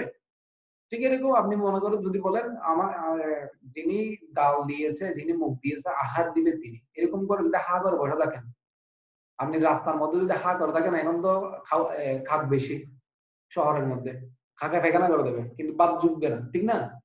কিন্তু এমন এমন যে আমাদের কর্মটা হবে এমন উচিত, আমরা কর্মটা করব, তবে ওইটা ফলটা আমি কৃষ্ণকে অফার করে দেবো, বা ওই ফলের প্রতি আমাদের আসক্তি থাকবে না। হ্যাঁ, এটা দৈববাদ না, এটা হচ্ছে যে কর্মসুখ, এটাই হচ্ছে ভগবানের উপর নির্ভরশীল। হ্যাঁ, আমি আমার দায়িত্ব কর্তব্য কর্ম করে গেলাম, কিন্তু আমি ভগবানের কাছে নির্ভরশীল, এটাই। কিন্তু আমি কর্ম করব না, কিন্তু ভগবানের উপর নির্ভরশীল। আমি কোনো কাজই করবো না, অলসের মতো শুধু বসে থাকবো, আমি শুধু না ভগবানই করে দেবে সবকিছু, না, আগে আপনাকে করতে হবে, কিন্তু ফলের আশা আপনি করতে পারবেন না। ঠিক আছে? এই জিনিসটা একটু কঠিন আছে, এই জিনিসটা আমি একটু গ্যাপ দিচ্ছি, এটা একটু বেশি জানেন, কিন্তু আমি 24 নম্বর শ্লোকটার উপর একটু আলোকপাত করব। দেখেন,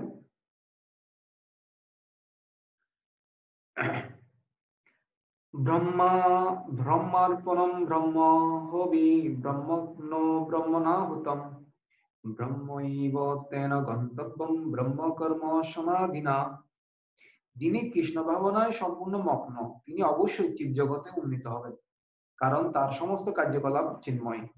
তার কর্মের উদ্দেশ্য হচ্ছে চিন্ময় এবং সেই উদ্দেশ্য তিনি যা নিবেদন করেন তাও চিন্ময়। এই 24 নম্বরে ভগবান সলিউশন দিয়েছে। ভগবান এখানে সলিউশন কি দিয়েছে? ভগবান বলছে যিনি সবসময় কৃষ্ণ ভাবনায় মগ্ন আছেন তিনি চিন্ময় স্তরে অধিষ্ঠিত হন। হ্যাঁ, তিনি সবসময় মানে কি চিন্ময় স্তরে অধিষ্ঠিত হন এবং তিনি চিৎ জগতে উন্নতি লাভ করেন। চিৎ জগৎ মানে কোন জগৎ? চিৎ জগৎ মানে হচ্ছে বৈকুণ্ঠ লোকে তিনি চলে যান, কারণ তার সমস্ত কার্যকলাপ চিন্ময় এবং তার কর্মের উদ্দেশ্য চিন্ময় এবং সেই উদ্দেশ্যে তিনি যা নিবেদন করেন তাও চিন্ময়। আমার কথাটা বুঝতে পারছেন?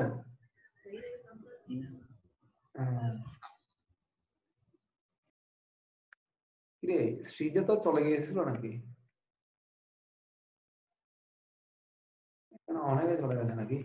শিখা মাতাজি আছে, হাওয়াল, উষা মাতাজি, মিহির বুয়া আছে, শ্রীজতা, রাজীব দত্ত, ইয়া চলে গেছে, প্রাণবল্লভ। ও বুঝি নাই, আবার বলেন। মানে ভগবান এখানে বলছে যে 24 নম্বর শ্লোকে 4th অধ্যায়ে যিনি কৃষ্ণ ভাবনায় সম্পূর্ণ মগ্ন তিনি অবশ্যই চিৎ জগতে উন্নীত হবেন, কারণ তার সমস্ত কার্যকলাপ চিন্ময়। তার কর্মের উদ্দেশ্য চিন্ময় এবং সেই উদ্দেশ্যে তিনি যা যা নিবেদন করেন তাও চিন্ময়। মনে করেন আপনি ভগবানের সেবায় আপনি একটা আম বাজার থেকে আম কিনে আনলেন। আমটা যদিও একটা এখানে জগতের বস্তু, একটা ফল, কিন্তু সেটা যদি আপনি ভগবানের সেবার জন্য নিয়ে আসেন সেটা চিন্ময়ত্ব প্রাপ্ত হবে। আপনি যখনই কিনে ঘরে নিয়ে আসছেন সেটা ভগবানের জন্য প্রস্তুত করেছেন, সেটা অপ্রাকৃত প্রসাদ হয়ে গেছে, এটা নট প্রাকৃত, আর প্রাকৃত বস্তু নেই, এটা চিন্ময়ত্ব লাভ করেছে। কেন? আপনি সবসময় কৃষ্ণ ভাবনায় মগ্ন, আপনি যে বস্তুগুলো ভগবানকে অফার করবেন সেটাও চিন্ময়ত্ব লাভ করবে, সেটা ভগবানের প্রসাদ হয়ে যাবে। প্রসাদ মানে ভগবানকে আপনি যাই দিবেন, পোশাক আশাক খানা দানা সবগুলোকে বলা হয় চিন্ময়ত্ব বস্তু, মানে ভগবানের তদীয় বলা হয়। তদীয় নাম সমর্চনম, যেমন আমরা ভগবানের সাথে রিলেটেড, ভক্ত তদীয়। এই জন্য ভগবানের সেবার মধ্যে যে জিনিসগুলো ব্যবহার করা হয় সেগুলোকে সম্মান করতে হয়। পুষ্প দেখ, তুলসী দেখ, চরণামৃত হোক, অন্নপ্রসাদ হোক, সবগুলো হচ্ছে একই, এগুলো সবগুলো চিন্ময়ত্ব প্রাপ্ত হয়। আমার কথাটা বুঝতে পারছেন? হ্যাঁ, ব্রহ্ম এব তেন গন্তব্য ব্রহ্ম কর্ম সমাধিনা, সবগুলো চিন্ময়ত্ব প্রাপ্ত হয়। যদিও এই জড়জগতের অনেক বস্তু, যেমন ধরুন আপনি ভগবানের সেবায় ল্যাপটপ ব্যবহার করবেন, আর সেটা সেবায় যদি ভগবানের সেবায় ব্যবহার করেন সেটাও চিন্ময়ত্ব প্রাপ্ত হয়, সেটাও সেবায় ভগবানের একটা বস্তু হয়। এই জন্য এটাকে যত্ন নিতে হবে। ঠিক এরকম যারা ভগবানের ভক্ত হবেন, ভগবানের যাদের ঘরে সন্তান আছে, ভগবানের ভক্তের সন্তান, তাদেরকে আপনারা যত্ন নেবেন। কেন? এ হচ্ছে ভগবানের দেওয়া আশীর্বাদ, সেটাকে আপনাকে যত্ন নিতে হবে এবং তাকে কৃষ্ণ ভক্তি প্রদানের জন্য আপনাকে যত্নশীল হতে হবে। কেন? এখানে আপনার কোনো অধিকার নেই, কারণ এটাই ভগবানের সম্পদ। এই জগতে আপনি যা কিছু প্রাপ্ত হয়েছেন সবগুলো ভগবানের সম্পদ, এই জন্য আপনাকে যত্নশীল হতে হবে প্রত্যেকটা জিনিসের ক্ষেত্রে। আপনার নিজের সন্তানের ক্ষেত্রে, ভগবানকে যে বিষয়গুলো আপনি ভোগ লাগাবেন সেগুলোর ক্ষেত্রে আপনাকে যত্নশীল হতে হবে। কেন? এটা ভগবানের সেবায় ব্যবহার করা হচ্ছে। ঠিক যেরকম আপনার সন্তানকেও আপনি ভগবানের সেবায় ব্যবহার করতে পারবেন, ভগবান কৃষ্ণ ভক্তিতে আপনি ওকে নিয়োগ করতে পারবেন। ওর জন্ম মৃত্যু চক্র থেকে আপনি যদি উদ্ধার করতে চান অবশ্যই তাকে কৃষ্ণ ভক্ত বানাতে হবে। নাহলে তো আপনার জন্ম মৃত্যু সার্কেলে শুধু আপনি জন্ম নিয়েছেন, আপনি তো পড়ে গেছেন জন্ম মৃত্যু সার্কেলে। আপনি যদি কৃষ্ণ ভক্তি করেন আপনি রক্ষা পাবেন। আপনার ছেলে যদি কৃষ্ণ ভক্তি করে আপনার ছেলে রক্ষা পাবে। নিজে ভাত খেলে নিজের ফ্যাট পড়বে, নিজে মন্ত্র জপ করলে নিজের উপকার, নিজে একাদশী রাখলে নিজে শুদ্ধ হব। ঠিক এরকম প্রত্যেকটা ক্ষেত্রে। আমি আপনাদেরকে এবার কিছু সলিউশনে চলে আসি। এখন আমি পরে দিয়ে আবার জিজ্ঞেস করবো কর্ম অকর্ম বিকর্ম কি বললাম। এরপর আমরা স্যাক্রিফাইস আসি। ই মানে ইটারনাল নলেজ এডুকেশন, এ মানে হচ্ছে যে কি বললাম, অ্যাকুরেট আন্ডারস্ট্যান্ডিং, যথার্থ উপলব্ধি। আর মানে হচ্ছে, আর মানে কি বললাম মনে আছে কারো? Removing reaction. হ্যাঁ, রিমুভিং রিঅ্যাকশন মানে হচ্ছে যে উপলব্ধিদের শূন্যতা।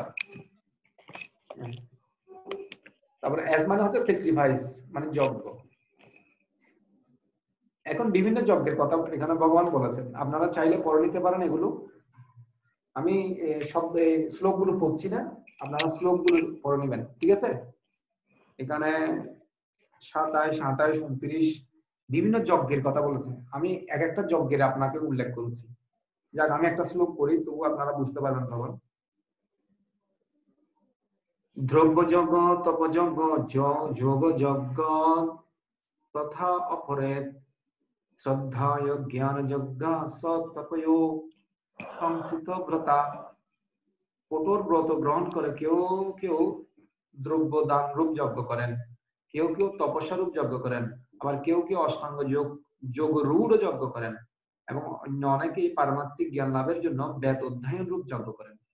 এই যজ্ঞগুলো আপনি একটু ভালো করে খেয়াল করবেন এবং মনোযোগ সহকারে শ্রবণ করবেন। এখানে কিছু কঠিন কথা বলেছে, এগুলো আমরা মনে করি যে এরকম এরকম যজ্ঞ করলে হয়ে যাবে, কিন্তু কোন কোন যজ্ঞের এখানে ভগবান নির্দেশ করেছে, কেন বলেছে, এটা আমি আপনাদেরকে বলবো। 29 নম্বর শ্লোকে বলছে, অপানে জুহতি প্রাণম প্রাণে অপান তথা অপরে প্রাণোপান গতি রুদ্রা প্রাণায়াম। এই আমার মনে হয় সুমনাজের মোবাইলে এই সৃজিতা,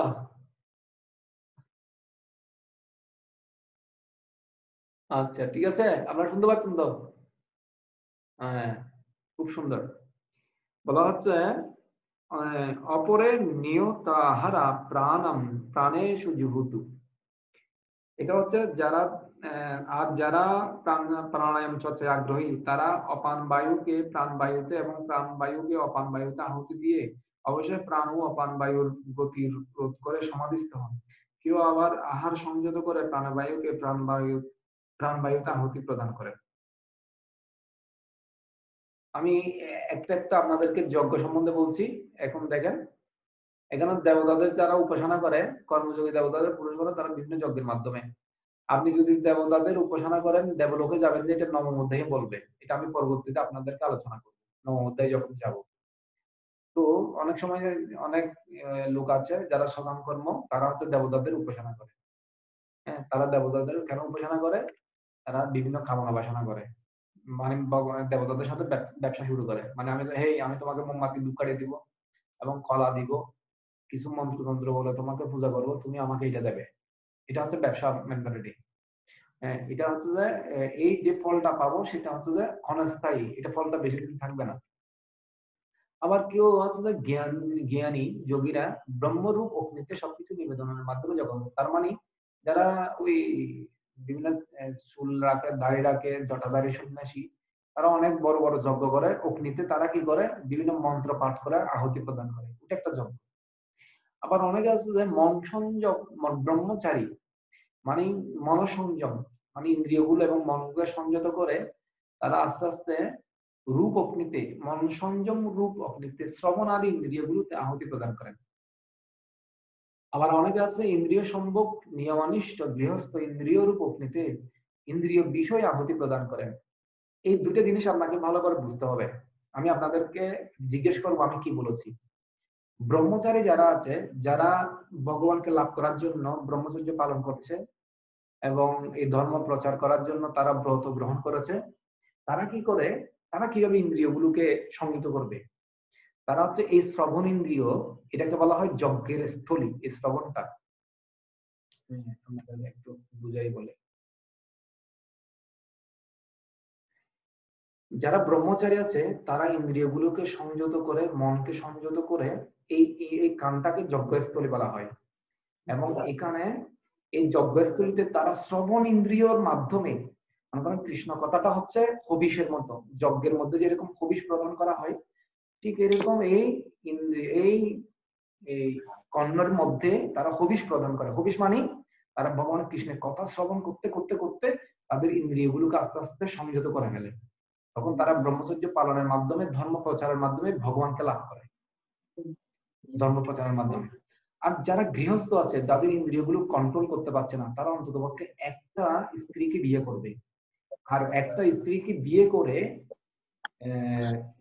বলা হচ্ছে যে এখানে একটা ছিল, প্রবাদ উদাহরণ দিয়েছে পার্পটে, ঠিক যেরকম যারা যোগী আছে তারা যেমন যজ্ঞেতে হবিষ প্রদান করে যজ্ঞস্থলী, ব্রহ্মচারী যেমন এই কর্ণটাকে যজ্ঞস্থলী বলা হয়, ঠিক এরকম যারা গৃহস্থ আছে তাদের ইন্দ্রিয়গুলোকে একটা রমণীর প্রতি ধাবিত করবে এবং তারা এই রমণীর বীর্য প্রদানের মাধ্যমে সন্তান উৎপাদন করবে।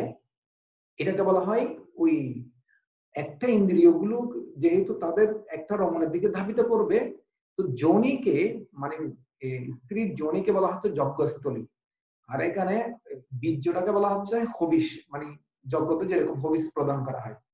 তো ওখান থেকে যেটা বাচ্চা উৎপাদন হবে সেটা হচ্ছে তার ফল, মানে যজ্ঞের ফল। আর সেটাকে যদি সুষ্ঠুভাবে পরিচালনা না করে, সেটা যদি মনে করেন ভালো মন মানসিকতা যদি তার চেতনা না থাকে, তাহলে তার সন্তান তার কাল হয়ে দাঁড়াবে। তো এই জন্য আমাদের গর্ভধান সংস্করণ আছে একটা। কেউ যদি সন্তান উৎপাদন করতে যাবে, তার মন মানসিকতা এত মানে পিওর হতে হবে, তখন তার সন্তানটা কি হবে, তার যে যজ্ঞের ফল সেটা হবে যে সুসন্তান, যেটা ভগবত ভক্তির মাধ্যমে তার বাবাকে পর্যন্ত উদ্ধার করতে পারবে। কিন্তু তার যদি আত্মসংযম কম থাকে, তার ইন্দ্রিয় তৃপ্তির বাসনা বেশি থাকে, তার ছেলে ভালো হবে না, এই অসুর প্রকৃতির হবে।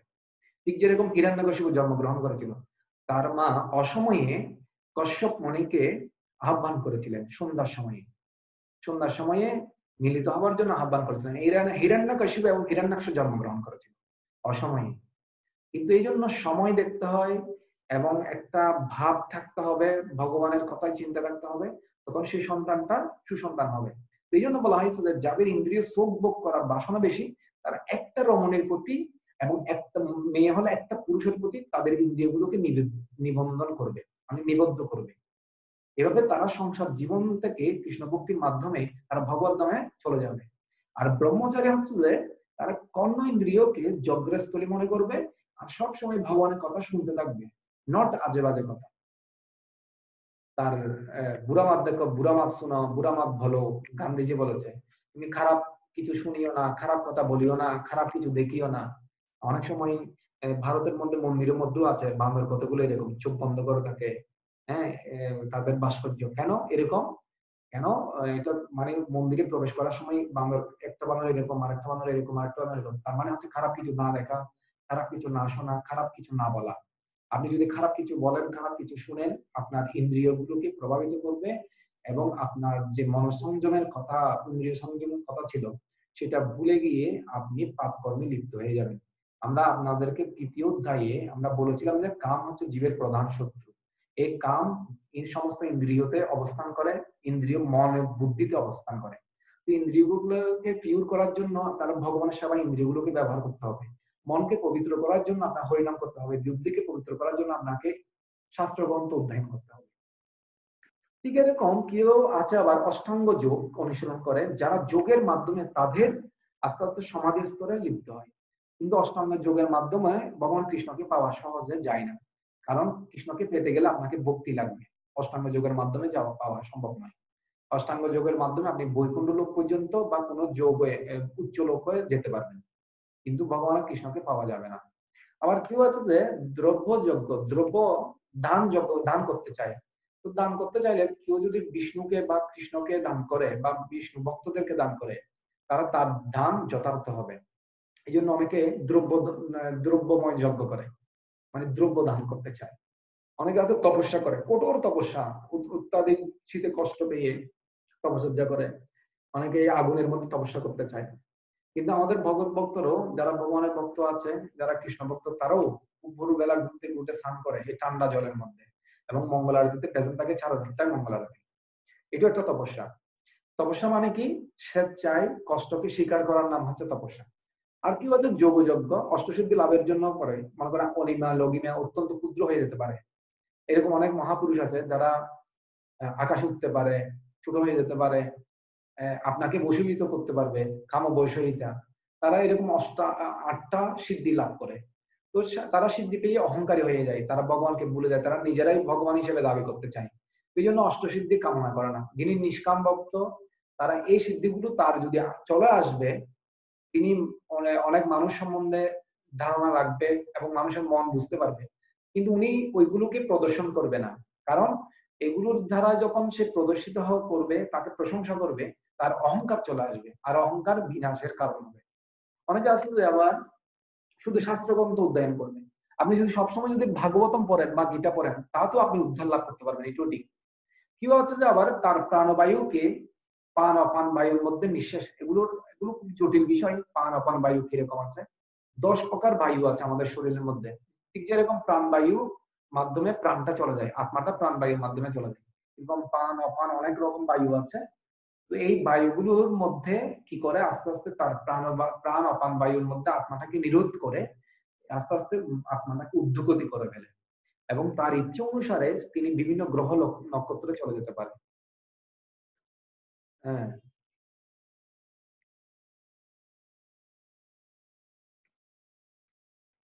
সেই জন্য আমাদেরকে বলা হয়েছে যে লাস্টে যেটা সলিউশন দিচ্ছে ভগবান,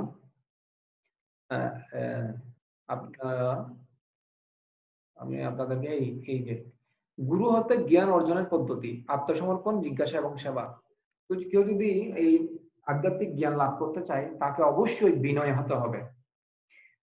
বয়সে ছোট হলো বা আপনার ছেলে হলো, সে যদি আধ্যাত্মিক ভাবে যদি পারদর্শী হয়, সেটা আপনার গুরু হতে পারে। ঠিক যেরকম ভগবান কপিল দেব মাতা দেবহতীর গুরু হয়েছিল, মানে ছেলে হচ্ছে ভগবান আর মা হচ্ছে যে এমনি হচ্ছে জীবতত্ত্ব। এই জন্য ভগবান মায়ের গুরুদেব হয়েছিলেন। ঠিক যেরকম ধ্রুব মহারাজ মারা তাকে ধ্রুব মহারাজকে প্রণাম, মানে সৎমা পর্যন্ত প্রণাম নিবেদন করেছিলেন মনে মনে, যদিও ইয়ে করে নাই। কেন? উনি পারমাত্মিকে অনেক উন্নত ছিলেন এই জন্য। তো এই জন্য কেউ যদি শিষ্য হতে চায়, তার 3টা কোয়ালিটির দরকার আছে। একটা হলো যে তদ্বিদ্যি পনিপাতেন পরিপ্রশ্নেন সেবয়া উপদেক্ষান্তিতা জ্ঞানম জ্ঞানিন তত্ত্বদর্শিনো।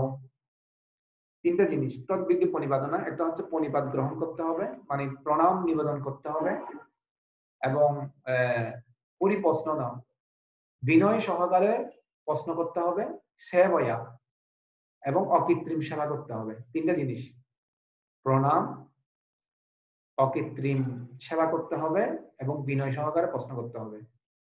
তখন সেই তত্ত্বদ্রষ্টা পুরুষ, অর্জুনকে ভগবান কৃষ্ণ বলছিলেন, সেই পুরুষ তোমাকে জ্ঞান প্রদান করবে। বয়সে ছোট হোক, বড় হোক, বা ছেলে হোক, এমনকি গুরুদেব যেই অবস্থায় হবে হোক, কিন্তু গুরুদেব থেকে যদি কেউ জ্ঞান গ্রহণ করতে চায়, তাকে অবশ্যই এই 3টা জিনিস করতে হবে। পনিপাতেন পরিপ্রশ্নেন সেবয়া। পনিপাত করতে হবে মানে প্রণাম, বিনম্র সহকারে বিনীত সহকারে প্রশ্ন জিজ্ঞাসা করতে হবে, এবং অকৃত্রিম সেবা মানে কোনো কৃত্রিমতা নেই। অনেকে ফ্ল্যাটারিং করে, মানে আলগা আলগা প্রশংসা, তারপরে বিভিন্ন রকম কথাবার্তা, ওইরকম করা যাবে না। মানে আপনার যেটা হৃদয়ে আছে সেটাই আপনি বলবেন, আপনাকে সেই অনুসারে চিকিৎসা করা হবে। তো এরকম যদি কেউ এরকম এই 3টা জিনিস পালন করে, তখন উপদেক্ষান্তিতা জ্ঞানম জ্ঞানিন তত্ত্বদর্শিনো, তখন আপনি জ্ঞান অর্জন করতে পারবেন। আমি এই বিষয়গুলো বললাম। তো আমাদের যে পাপ কর্ম, সেটা শ্রবণ ইন্দ্রিয়র মাধ্যমে এগুলো যদি আমরা আহুতি দিই, যেমন ধরেন ভগবান কৃষ্ণ 36 নম্বর শ্লোকে বলছে, তুমি যদি সমস্ত পাপীদের থেকে পাপিষ্ঠ বলে গণ্য হয়ে থাকো, তাহলে এই জ্ঞান রূপ তরণীতে আহরণ করে তুমি দুঃখ সমুদ্র পার হতে পারবে। মানে জ্ঞান রূপ তরণী মানে এই গীতার যে জ্ঞান, এই জ্ঞান রূপ তরণীতে মানে নৌকার মাধ্যমে তুমি দুঃখের যে সমুদ্র সেটা পার হতে পারবে, ভগবান বলছে। এবং প্রবাল রূপে প্রজ্বলিত অগ্নি যেমন কাষ্ঠকে বৎস করে, এই অর্জুন তেমনই জ্ঞান অগ্নিও সমস্ত কর্মকে দগ্ধ করে। আপনি যদি প্রতিদিন ভগবত গীতা পড়েন তাহলে আপনার আস্তে আস্তে এই কর্মফলগুলো আস্তে আস্তে আস্তে আস্তে মানে কি জ্ঞান অগ্নির মাধ্যমে নষ্ট হয়ে যাবে। কারণ আপনি গীতা পড়বেন না, আপনার হৃদয়টা পরিবর্তন হবে, আপনার মনটা শুদ্ধ হবে। মন শুদ্ধ হলে আপনি আস্তে আস্তে পবিত্র হতে পারবেন। এই জন্য জ্ঞান কে অর্জন করতে পারে? জ্ঞান অর্জন করতে পারে ভগবান শ্লোক বলছে 39 নম্বর শ্লোকে, শ্রদ্ধাবান লভতে জ্ঞানম তৎপরায়ণ সংযত ইন্দ্রিয়। ইন্দ্রিয় সংযত করে শ্রদ্ধাবান ব্যক্তি জ্ঞান লাভ করতে পারে। কেউ যদি শ্রদ্ধা না থাকে জ্ঞান গ্রহণ করার ক্ষেত্রে, সে কখনো জ্ঞান গ্রহণ করতে পারবে না। এই ভগবত গীতার কখনো আন্ডারস্ট্যান্ডিং তার মধ্যে হবে না যদি ভগবত গীতার এবং সাধুর প্রতি তার শ্রদ্ধা না থাকে। কারণ ভগবান 41 নম্বর শ্লোকে বলছে, অজ্ঞ ও শাস্ত্রের প্রতি শ্রদ্ধাহীন ব্যক্তি কখনোই ভগবত ভক্তি লাভ করতে পারে না। সন্দিগ্ধ চিত্ত ব্যক্তি ইহলোকে সুখ ভোগ করতে পারে না এবং পরলোকও সুখ ভোগ করতে পারে না। আপনি এই জগতে এবং ওই জগতে কোন জগতে সুখী হতে পারবেন না যদি সাধু এবং শাস্ত্রের প্রতি শ্রদ্ধাহীন হয়ে যান। আপনি যদি শাস্ত্রের প্রতি আপনার শ্রদ্ধা না থাকে, আপনি কখনোই এই অপ্রাকৃত জ্ঞান লাভ করা সম্ভব নয়। ভগবান লাস্টের শ্লোকে বলছে, অতএব হে ধনঞ্জয়, যিনি নিষ্কাম কর্মযোগের দ্বারা কর্ম ত্যাগ করেন, জ্ঞানের দ্বারা সংশয় নাশ করেন। আপনি যদি কর্মযোগ অবলম্বন করেন তাহলে আপনি কর্ম ত্যাগ করতে পারবেন। কর্ম করলো আপনি কর্ম ত্যাগেই। জ্ঞানের দ্বারা সংশয় নাশ করেন, আত্মচিন্ময় স্বরূপ অবগত হন। আপনার আত্মতত্ত্ব সম্বন্ধে জানেন। কারণ আমরা সবাই আত্মা, আমাদের স্বরূপ কি? জীবের স্বরূপ হয় কৃষ্ণের নিত্য দাস, তাকে কোনো কর্মই আবদ্ধ করতে পারে না। আর 42 নম্বর শ্লোকে বলছে, লাস্ট একদম শ্লোকটাতে, অতএব হে ভারত, তোমার হৃদয়ে যে জ্ঞান অজ্ঞান প্রসূত সংশয়ের উদয় হয়েছে তার জ্ঞান রূপ খড়গের দ্বারা ছিন্ন করো। মানে খড়গ দিয়ে কেটে ফেলতে বলছে এই অজ্ঞানতা যেটা আসছে, এবং যোগাশ্রয় করে যুদ্ধ করার জন্য উঠে দাঁড়াও। আপনারা সবাই ভিডিও খুলুন, ভিডিও খুলে আমাকে প্রশ্ন করুন আমি কি বললাম এতক্ষণ পর্যন্ত। আমি আপনাদেরকে আবার আরেকটু রিভিশন দিচ্ছি। অ্যাকুরেট আন্ডারস্ট্যান্ডিং মানে হলো যে, মানে যথার্থ উপলব্ধি হলো যে এই যে ভগবত গীতার জ্ঞান, ভগবানের জন্মকর্ম হচ্ছে বলো দিব্য। এই দিব্য জন্মকর্ম যে জানবে সে ভগবত ধামে চলে যেতে পারবে। আমরা ভগবান সম্বন্ধে যেটা জানি সেটা হয়তো অনেকটা ভুল জানি, কারণ ভগবানের জন্মকর্ম সময় দিব্য এবং যুগ একটি তত্ত্ব। ভগবান বলছে, ভগবান আমরা জানি ভগবান বসুদেবের ঘরে জন্ম, বসুদেবের পুরুষে দেবকীর গর্ভে জন্মগ্রহণ করছে, কিন্তু না হৃদয়ে হৃদয়ে জন্মগ্রহণ করে, সাধারণ মানুষের মতো জন্মগ্রহণ করে না ভগবান। হ্যাঁ, ভগবান চতুর্ভুজ রূপে দেখিয়েছেন, কারণ এই বসুদেব এবং দেবকী তারা আগের জন্মে শীতপা এবং কৃষ্ণী ছিলেন। কৃষ্ণী এর আগের জন্মে ভগবানকে পুত্র রূপে লাভ করার জন্য প্রয়াস করেছিলেন। এই জন্য ভগবান তাকে প্রথমে চতুর্ভুজ রূপ দেখালেন এবং ছোট বাচ্চা হয়ে আবার বলে আমি সেই নারায়ণ, মানে কৃষ্ণ দ্বিভুজ। আসলে কৃষ্ণ থেকে নারায়ণ আসে, নট নারায়ণ থেকে কৃষ্ণ। কারণ কৃষ্ণ নারায়ণের মধ্যে কোনো পার্থক্য নেই, কিন্তু কৃষ্ণ হচ্ছে অবতারী, নট অবতার। এতে চাংশ কলা পুংস কৃষ্ণস্তু ভগবান স্বয়ং। কৃষ্ণ হচ্ছে স্বয়ং ভগবান, কিন্তু কৃষ্ণের এই জগতে যতগুলো বরাহ কুর্ম রামাদি মূর্তি কলা নিহানমেন অতিষ্ঠেন নাম অবতার, যত অবতার আসছে সবগুলো অবতার বা কলা আসছে, নট অবতারী। অবতারী মানে হচ্ছে চৈতন্য মহাপ্রভু এবং কৃষ্ণ। চৈতন্য মহাপ্রভু এবং কৃষ্ণ অভিন্ন। তারপরে এটা হচ্ছে দিব্য জ্ঞান, মানে অ্যাকুরেট আন্ডারস্ট্যান্ডিং। এরপরে আপনাদেরকে বললাম কি ইয়ার্ড আর মানে কি বললাম মনে আছে? কারণ আমার তো মনেও থাকে না। রিমুভিং রিয়াকশন, আমাদের কর্মফলের রিয়াকশন গুলো আমাদেরকে দূরীভূত করতে হবে। আমরা বিভিন্ন কর্মফল সম্বন্ধে আলোচনা করেছি, অকর্ম, বিকর্ম এবং কর্ম। কর্ম মানে হচ্ছে আপনি শাস্ত্র মানলে কর্ম, শাস্ত্র বিরুদ্ধে আচরণ করলে বিকর্ম, মানে পাপ কর্ম। যদি আপনি শাস্ত্র মানেন সেটা ফল পেতে হবে। মনে করেন আমি বলছিলাম যে আপনি যদি অন্ন দান করতে চান তাহলে পরবর্তী জন্মে আপনাকে রাইস মিল ফ্যাক্টরি কর্মে জন্মগ্রহণ করতে হবে। আপনি যদি বস্ত্র দান করতে চান তাহলে গার্মেন্টস কোম্পানির ঘরে আপনার জন্ম হবে। আপনাকে ভগবান প্রদান করবেন, আপনি যেটা করতে চান সেটা সুযোগ দিবে আপনাকে। কিন্তু আপনি যদি অবৈধ সঙ্গ, মাছ, মাংসাহার, নেশা দ্রব্য এগুলো পান করেন, ধর্ম বিরুদ্ধে আচরণ করেন, অবশ্যই আপনাকে পাপ কর্মের কারণে পশুজনে প্রাপ্ত হতে হবে, অথবা প্রতিবন্ধী হিসেবে জন্মগ্রহণ করতে হবে, ঠিক যেরকম অনেকের পা হাত পা থাকে। আর অকর্ম মানে হচ্ছে যে নিষ্কাম কর্ম, যেটা ভগবানের অর্ডার, ভগবান যেটা বলে সেটা করতে হবে। ভগবান কি বলেছে? ভগবান চৈতন্য মহাপ্রভু কৃষ্ণ বলেছিল যে যুদ্ধ করো, মামস্বর যুদ্ধ চ, আমাকে স্মরণ করে যুদ্ধ করো, এটা নিষ্কাম কর্ম। অর্জুন যুদ্ধ করেছিল, এটা নিষ্কাম কর্ম। দুর্যোধন নিজের জন্য করেছে, এই জন্য এটা কর্মফলে বন্ধন আবদ্ধ হয়েছে। আর অর্জুন ভগবানের জন্য করেছিল, এই জন্য কর্মফলে বন্ধন থেকে মুক্ত হয়েছে।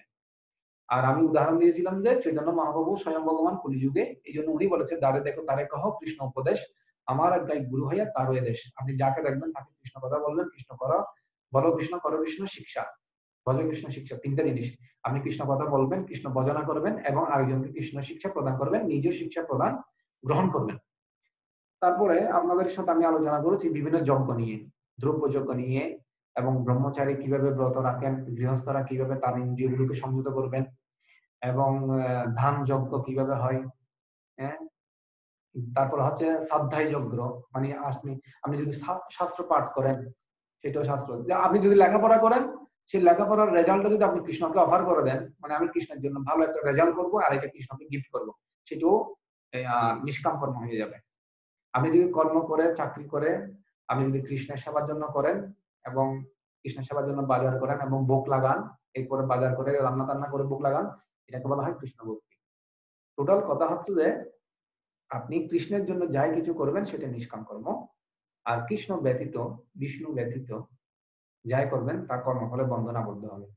এখন আপনাদের কোনো কোয়েশ্চেন থাকলে আপনাকে বলতে পারেন। আমি ইয়ার্স শব্দটা দিয়ে এই চতুর্থ অধ্যায়টা শেষ করলাম। কোনো কোয়েশ্চেন ব্রহ্মচারী ব্রত নিয়ে, গৃহস্থের ব্রত নিয়ে, দান যজ্ঞ নিয়ে, কর্ম অকর্ম বিকর্ম নিয়ে কোনো প্রশ্ন আছে?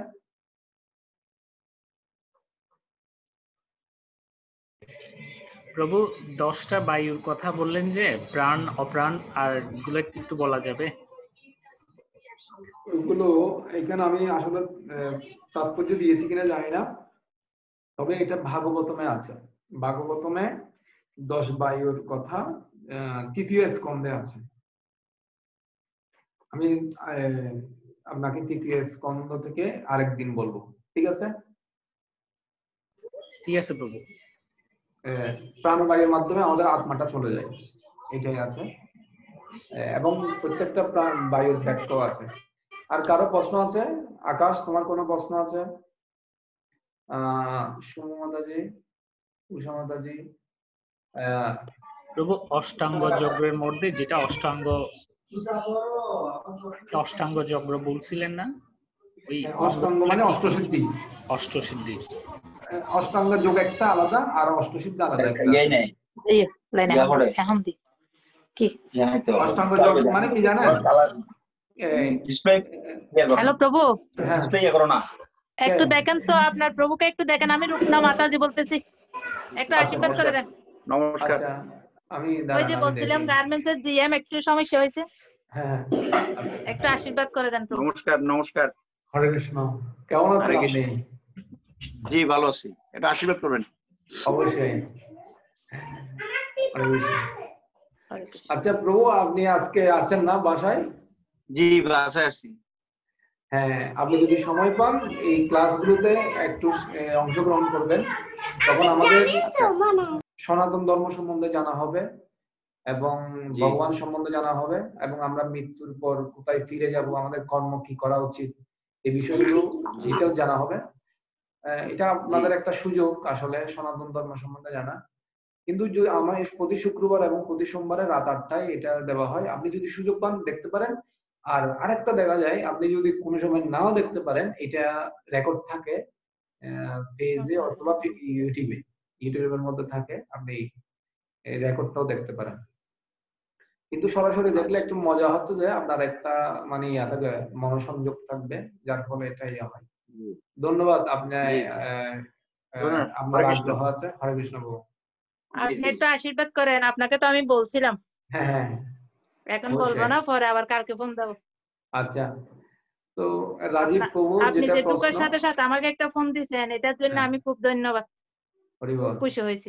তো রাজীব বাবু আচ্ছা, যেটা হরে কৃষ্ণ। বলেছিলেন সেটার প্রশ্নের উত্তর আমি হ্যাঁ আগামী প্রভু। সপ্তাহে দেব, কারণ আমি এখন বইটা আমার থেকে একটু দূরে আছে। তারপরে আচ্ছা আর ঠিক কারো আছে। প্রশ্ন আছে? প্রভু একদিন বলেছিলেন যে বলুন। গীতাকে আমরা সিংহাসনে রাখবো না, এরকম কিছু বলেছিলেন নাকি সিংহাসন থেকে আপনি দূরে রাখবো? আপনি যদি প্রতিদিন পড়েন, সিংহাসনে রাখেন বা যেখানে রাখেন পবিত্র একটা স্থানে রাখেন। যদি প্রতিদিন পড়েন ঠিক আছে, কিন্তু প্রতিদিন না পড়ে দিয়ে লাল সালু দিয়ে আপনি লাল সালু দিয়ে রাখলেন কিন্তু প্রতিদিন পড়তেছেন না, রত্ন সিংহাসনে রাখলেন কিন্তু পড়তেছেন না, তাহলে এটার কোনো গুরুত্ব নেই। আপনি যদি পড়ার টেবিলও রাখেন কিন্তু প্রতিদিন পড়েন, তাহলে সেটাই গীতার জন্য কি হবে, গীতা আপনাকে আশীর্বাদ করবে। ভগবান গীতার মধ্যে স্বয়ং অবস্থান করেন, ওটা আশীর্বাদ পাবেন। বুঝা গেল? কিন্তু আপনি যেখানে রাখেন না কেন, আপনি প্রতিদিন যদি পড়েন সেটা যথার্থ ব্যবহার হবে। আপনি যদি আসনে তো রাখে যদি প্রভু আমি কি গীতা আসলে আমি তো ওরকম শাস্ত্রবিধি মেনে আসলে চলতে পারি না। কিন্তু এখন আমি আপনি যে কোনো প্রতিদিন সময় যদি পড়েন, গীতা পড়তে চাই পড়বেন, আম, সমস্যা নেই। পড়তে কি পারবো যে কোনো ভাবে, অবশ্যই পারবেন, বা অবশ্যই পারবেন। কাপড় চোপড় না ছেড়ে বা ওরকম শুদ্ধ না আপনি হয়ে শুধু মাত্র পারবো কি? আপনার মেয়েদের যেটা পিরিয়ড টাইম আছে ওই সময়ে যদি স্পর্শ না করলে ভালো, কিন্তু আপনি সকালবেলা স্নান টান করে যে কোনো সময় আপনি স্পর্শ করতে পারবেন। ঠিক আছে? আপনার পড়ার টেবিলে থাকলেও না, সমস্যা যেমন নেই। বিকালে যদি চাই বা রাতে যদি আমি, তখন তো আপনি মানে টোটাল ওরকম। কথা হচ্ছে যে রাতেও চাইলে তো আপনি সকালে স্নান করেছেন, আলাদা হ্যাঁ হ্যাঁ অসুবিধা হ্যাঁ হ্যাঁ অসুবিধা কোথায়?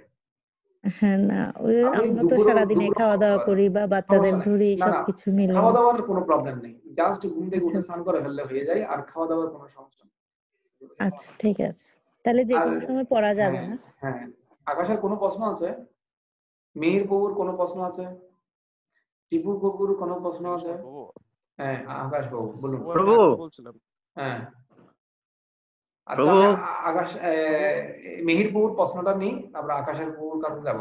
মিহির বাবু বলুন। না, আমি একটু জাস্ট মানে জানা আর কি, ওই যে এটার একটু উদাহরণটা জানা, যে ওই যে 4 ধরনের ভক্ত: আত্ম, অর্থার্থী, জ্ঞানী, জিজ্ঞাসু। হ্যাঁ, আমি আজকে তো বলছিলাম ওই বিষয়ে, যেমন হ্যাঁ হ্যাঁ বলছেন মানে ওই বিষয়ে আমি আজকে অর্থার্থী বলি নাই। কোনটা যেন বলছিলেন? আমি এটা আজকে বলেন নাই, জাস্ট আমি এগুলো কিন্তু আসবে যখন ওই আচ্ছা পঞ্চম ষষ্ঠ অধ্যায় মনে হয় আছে, এগুলো আসবে। হ্যাঁ, জিজ্ঞাসু মানে উনি আচ্ছা আর্ত মানে যিনি করেন কষ্ট পেয়ে আর্তনাদ করে ভগবানকে, তার মানে জগৎ যেহেতু কষ্ট, ভগবান মনে হয় একজন আছে, তখন ওটি আর্ত। আরতি মানে যিনি কোনো কিছু প্রার্থনা করেন, ভগবানের কাছে বাসনা করেন। এইভাবে বাসনা করতে গিয়ে ভগবানের কাছে তারা আসে, আস্তে আস্তে এইভাবে তারা কি হয়, ভগবানের ভক্ত হয়ে যায়। আর জ্ঞানী মানে হচ্ছে তারা যারা এই শাস্ত্র অধ্যয়ন করে ভগবানকে জানার প্রয়াস করে। আর জিজ্ঞাসু মানে যিনি আমি কে, ভগবানকে এই বিষয়গুলো জিজ্ঞাসা করেন, মানে কেন মৃত্যু হচ্ছে এই মানুষের এবং মৃত্যুর পরে কোথায় যাচ্ছে, এইভাবে জিজ্ঞাসা, মানে ও জিজ্ঞাসু ভক্ত। টোটাল আরো ব্যাখ্যা মানে আছে এগুলোর, কিন্তু টোটাল কথা হচ্ছে জিজ্ঞাসু এটা। ভক্ত বলতে যেমন পরীক্ষিত মহারাজকে জিজ্ঞাসু ভক্তের মধ্যে পড়ে নাকি? উদাহরণ দেওয়া যাবে, সমস্যা নেই, কারণ উনি জিজ্ঞাসা করেছেন মৃত্যুর সময় আমাদের কি করা উচিত। প্রথম প্রশ্ন ভাগবতমের, কি করা উচিত, আচ্ছা তখন ভাগবতম সৃষ্টি হয়ে গেছে, মৃত্যুর মাধ্যম দিয়ে ভাগবতমের উৎপত্তি। আকাশের কি প্রশ্ন ছিল? হরে কৃষ্ণ প্রভু। প্রভু আমার প্রশ্নটা ছিল যে আমি আমার এক আত্মীয়ের বাসায় গিয়েছিলাম, তো ওখানে তারা জগৎবন্ধুকে গুরুদেব হিসেবে মানেন এবং তারা স্বয়ং ভগবান স্বরূপেই তারা শ্রদ্ধা করেন জগৎবন্ধু সুন্দরকে।